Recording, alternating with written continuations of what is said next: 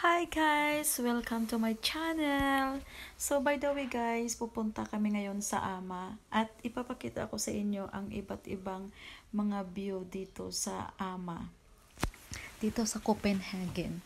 At dito guys, makikita nyo ang mga iba't ibang mga buildings at napakaganda at saka mga apartment guys. Super ganda dito, lalo na sa mga apartment nila. Yung iba mga ilang years na talaga, pero parang bago pa din. Tingnan nyo naman guys, oh. Andyan kami sa sa kalsada.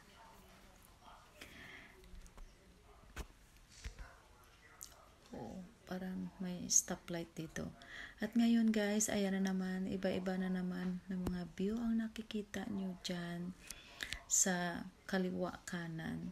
Super ganda dito sa Denmark guys. Kaso lang, syempre pag bago ka pa dito, mag-a-adjust ka sa lahat ng mga gagawin mo dito. Syempre ibang culture din sila, iba rin ang nalakihan natin na culture. Kaya kailangan talaga mag-a-adjust ka talaga dito guys.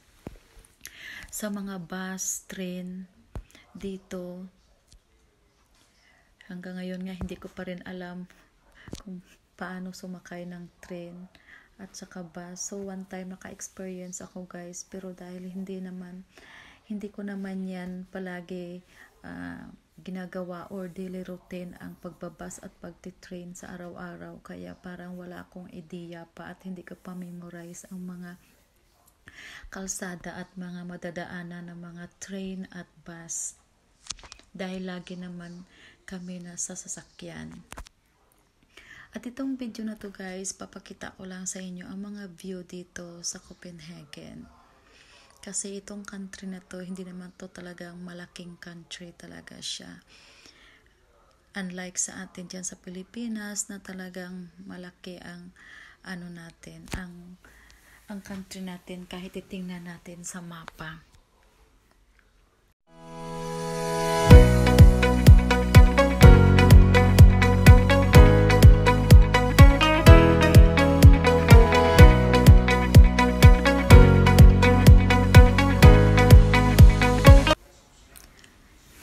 Dito pala guys sa Denmark, kahit saan may makikita kang mga nagbabike katulad niyan, oh. Meron talaga sila mga special na daanan para sa mga bikers. Kaya ingat-ingat din tayo sa pagdadrive kasi minsan nasa gilid lang sila natin. At talagang sa culture nila dito guys, maliliit pa yung mga bata sa eskwelahan, tinuturuan na nila na kung paano magbabike hanggang sa paglaki nila, dahil yun ay magagamit nila hanggang sa hanap na sila ng trabaho. Kaya usually dito guys, hindi karamihan ang mga sasakyan, mas marami ang mga bikers dito. Mayaman ka o sa mid-level ka, nagbabike lang talaga sila guys. Papunta sa work nila at pauwi at papunta sa eskwelahan, university, nagbabike lang talaga sila. Kaya ingat-ingat din sa pagdadrive kasi minsan nasa likuran o sa gilid lang sila natin. Kahit saan may makikita ka mga nagbabike.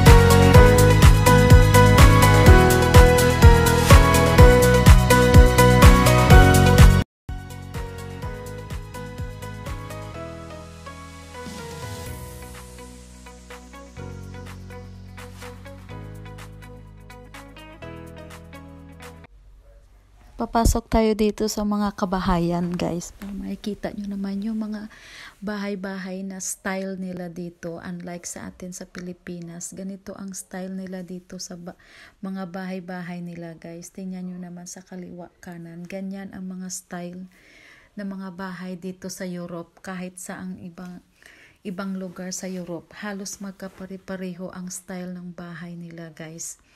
Kasi yung yung floor nila, guys, hindi simento, dapat kahoy kasi during winter talagang super lamig dito. Pag simento kasi mas lalong malamig ang loob ng bahay, kaya pag titingnan mo sa labas, bricks talaga. So dito lang muna, guys. Like and subscribe to my channel. See you for the next one. Bye!